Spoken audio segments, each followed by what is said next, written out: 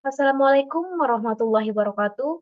Perkenalkan nama saya Khairul Najwa dengan NIM C1C021001 dari R9 Akuntansi.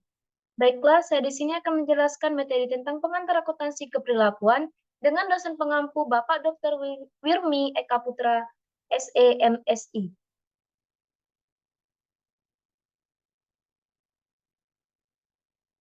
Materi yang pertama yaitu akuntansi keperilakuan, tinjauan umum.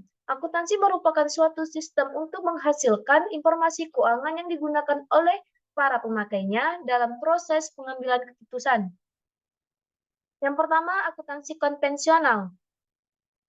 Ada banyak definisi dari arti akuntansi yang ditulis oleh para ahli dan peneliti yang merupakan pakar di bidang akuntansi. Akuntansi adalah suatu kegiatan jasa, fungsinya adalah memberikan informasi kuantitatif, terutama yang bersifat keuangan, mengenal suatu entitas ekonomi yang dimaksud untuk digunakan dalam pengambilan keputusan ekonomi sebagai dasar dalam memilih di antara beberapa alternatif. Yang kedua, akuntansi sebagai suatu sistem informasi. Akuntansi menjadi yang terdepan dan berperan penting dalam menjalankan ekonomi dan sistem sosial. Keputusan-keputusan yang diambil oleh para individu. Tujuan utama akuntansi adalah melahirkan informasi keuangan melalui proses pencatatan, pelaporan, dan interpretasi atas data-data ekonomi yang digunakan sebagai pengambilan keputusan. Sedangkan sistem dapat diartikan sebagai suatu kesatuan yang kompleks dan bentuk dari berbagai komponen yang saling berkaitan. Selanjutnya, akuntansi adalah sistem.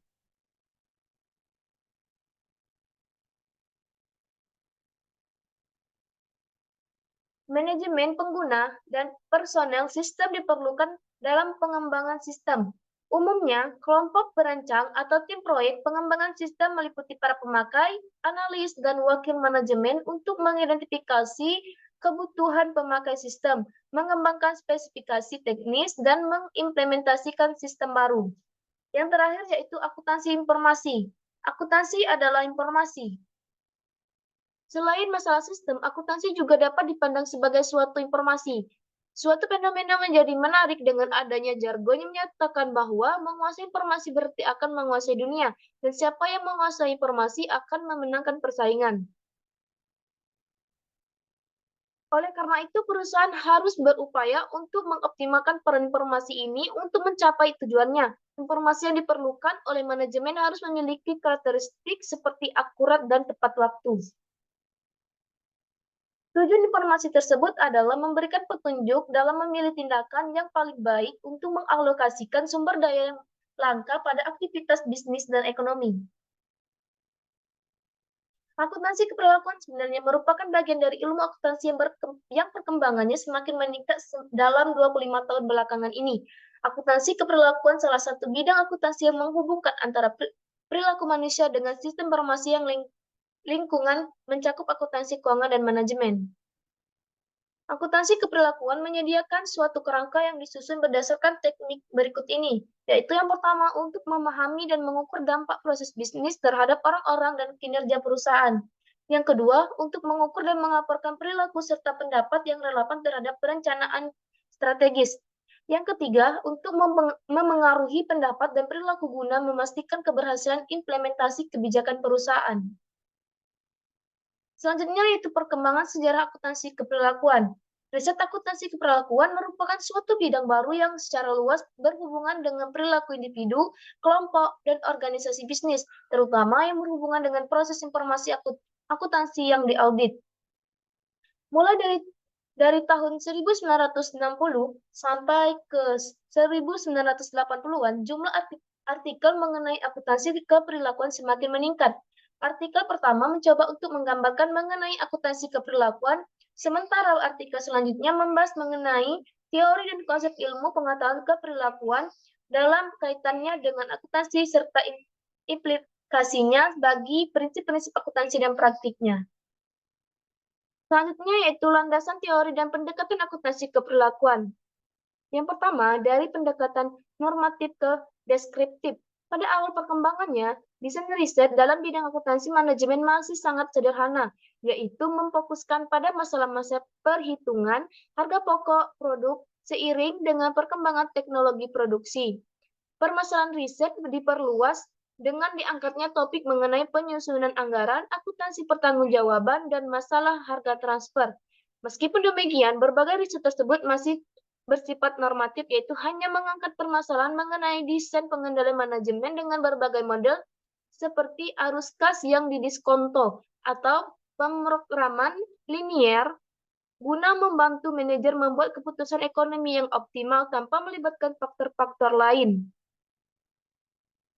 Yang kedua yaitu dari pendekatan universal ke pendekatan kontingensi. Riset akuntansi keperlakuan pada awalnya dirancang dengan pendekatan universal, seperti riset Agri-Risk di tahun 1952. Tetapi karena pendekatan ini memiliki banyak kelemahan, maka segera muncul pendekatan lain yang selanjutnya mendapatkan perhatian besar dalam bidang riset, yaitu pendekatan kontingensi. Pendekatan universal tersebut didasarkan pada teori manajemen ilmiah. Berbagai riset yang menggunakan pendekatan kontingensi dilakukan dengan tujuan mengidentifikasikan berbagai variabel kontingensi yang memengaruhi perancangan dan penggunaan sistem pengendalian manajemen, atau secara ringkas, berbagai variabel kontingensi yang memengaruhi desain sistem pengendalian manajemen tersebut.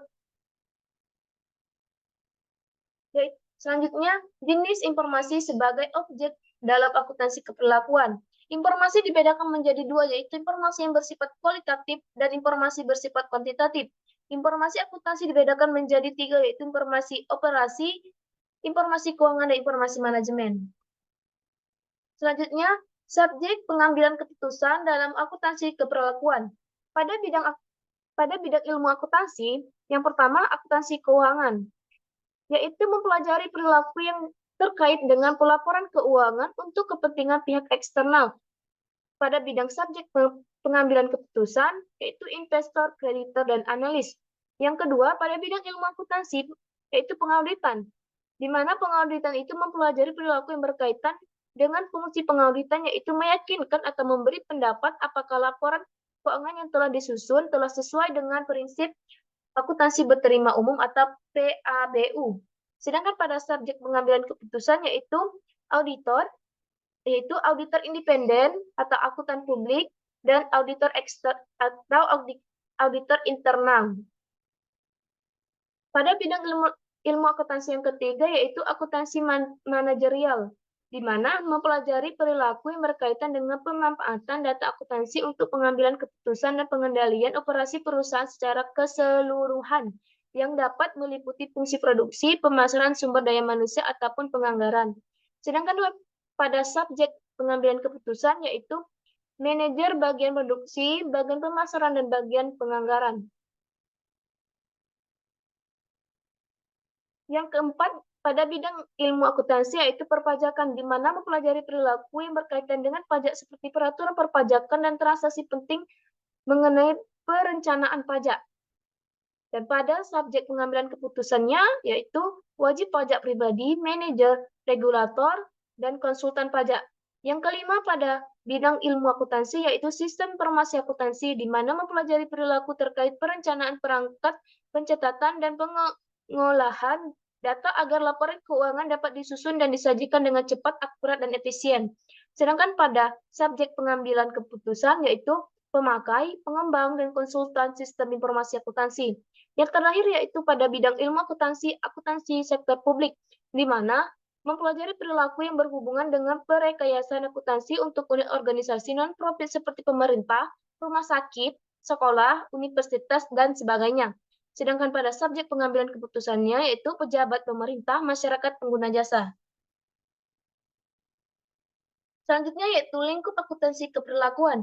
Lingkup akuntansi keperlakuan dapat dikembangkan dari ilmu dasar pendukung dan klasifikasi isu penelitian. Berdasarkan ilmu dasar pendukung, menurut Lor 1989, lingkup akuntansi aspek keperlakuan yaitu sebagai berikut. Yang pertama, akuntansi dalam konteks organisasional. Yang kedua, penganggaran. Yang ketiga, pemrosesan informasi individual. Yang keempat, teori kontingensi.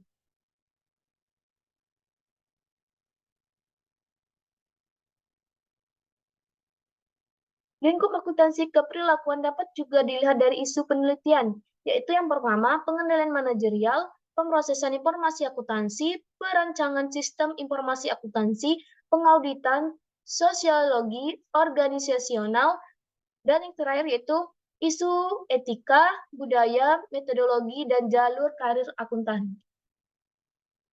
Baiklah, sekian yang dapat saya sampaikan. Lebih dan kurang saya mohon maaf jika ada kata-kata yang agak susah dimengerti, saya mohon maaf. Saya akhiri, wassalamualaikum warahmatullahi wabarakatuh. See you guys.